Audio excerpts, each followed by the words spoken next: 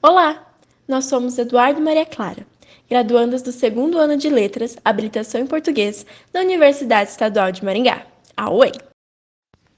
Iremos apresentar os 4 conceitos de gênero presentes nos estudos linguísticos: o gênero gramatical, o gênero literário, o gênero de discurso e o gênero social.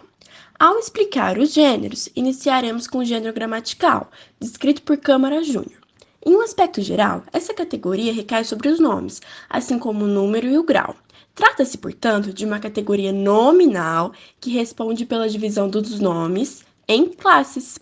Nas línguas indo-europeias clássicas, é possível identificar a existência de 3 gêneros gramaticais: o masculino, o feminino e o neutro. No caso da língua portuguesa, porém, os nomes podem ser caracterizados com tal gênero apenas como masculinos ou femininos. Num primeiro momento, você pode até pensar que é bem simples identificar o gênero gramatical das palavras, mas na verdade, essa pode ser uma atividade bem complexa, uma vez que há muita confusão entre o gênero gramatical das palavras e o sexo biológico dos seres. Um exemplo dessa confusão é a atribuição de características de gênero a objetos inanimados para ensinar crianças em idade de alfabetização o gênero das palavras. Olha esse garfo de gravatinha. Uma característica socialmente entendida como masculina para identificar que o garfo é uma palavra masculina. Vocês percebem que, além de perpetuar estereótipos, essa atividade é simplesmente errada. O garfo não tem gênero social ou biológico. O que ele tem é um gênero gramatical. Ele não é para homem e não é só para homens. Para solucionar problemas como esse, o Câmara Júnior propõe que ensinemos o gênero gramatical das palavras a partir dos artigos que os acompanham e classifica os nomes quanto a esse aspecto de 3 formas: como nomes de substantivos de gênero único, por exemplo, a rosa, o amor, a criança; nomes de 2 gêneros sem flexão, como artista, que é tanto o artista quanto a artista; o intérprete, a intérprete, o mártir, a mártir. E, por fim, nomes substantivos de 2 gêneros com flexão redundante.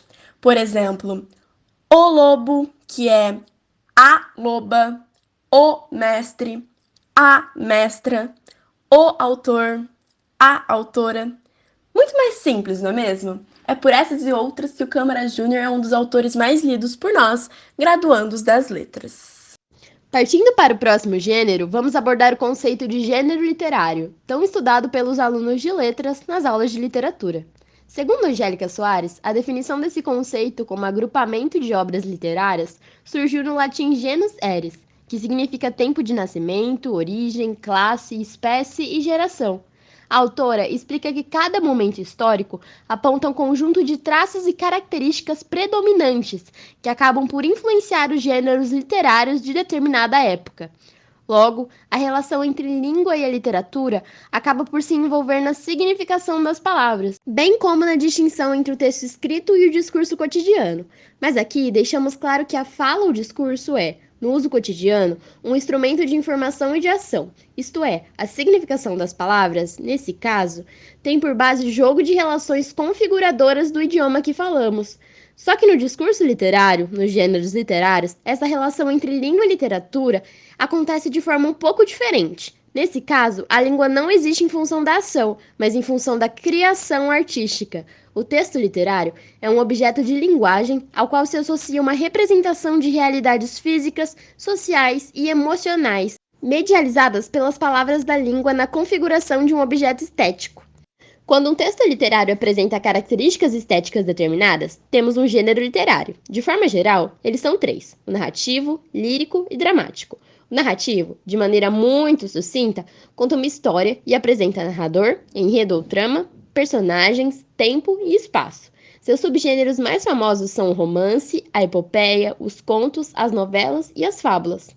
O gênero lírico corresponde às poesias e aos poemas. E o gênero dramático diz respeito aos textos escritos para serem interpretados, como as peças teatrais e os roteiros cinematográficos. Mas vale ressaltar que nenhum gênero literário é único. Existem romances que comportam cartas, fábulas poéticas e peças de teatro que compõem monólogos de poesia.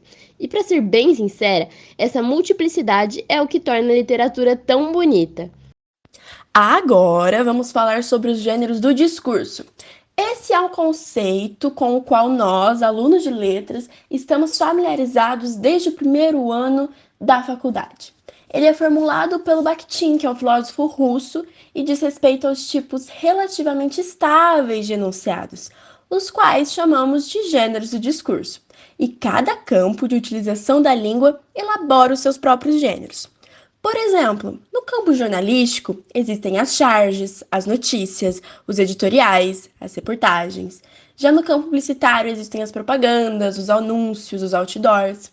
A riqueza e a diversidade dos gêneros de discurso são infinitas, porque são inesgotáveis as possibilidades da multiforme atividade humana.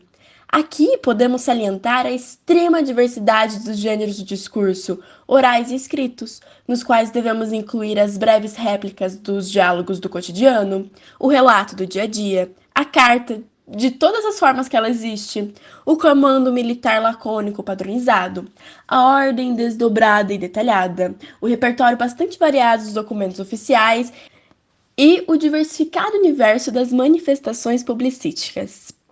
Mas também devemos incluir as variadas formas de manifestações científicas e todos os gêneros literários, do provérbio ao romance de muitos volumes. Isso é muito interessante, não é mesmo? Você já conhecia esse conceito?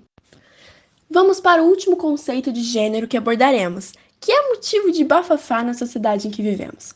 O gênero social, segundo John Scott, é um elemento constitutivo das relações sociais, baseado nas diferenças percebidas entre os sexos. Portanto, o gênero é uma forma primária de dar significação às relações de poder. Além disso, segundo Maria Eunice Guedes, trata-se de uma forma de entender, visualizar e referir-se à organização social da relação entre os seres. Atenção!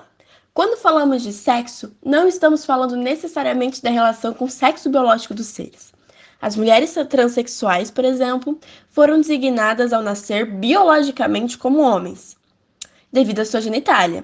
Mas sua identidade de gênero não é essa. Seu gênero social é mulher, independente de qualquer aspecto biológico. A Roberta Close, por exemplo, é uma mulher trans. Ela fez grandes sucessos como modelo entre os anos 80 e 90 no Brasil, mas isso não a impediu de sofrer transfobia e misoginia das revistas, apresentadores, jornais e programas de TV. Tudo porque as pessoas por trás desses veículos não entendiam que a Roberta é uma mulher mesmo tendo nascido com um pênis.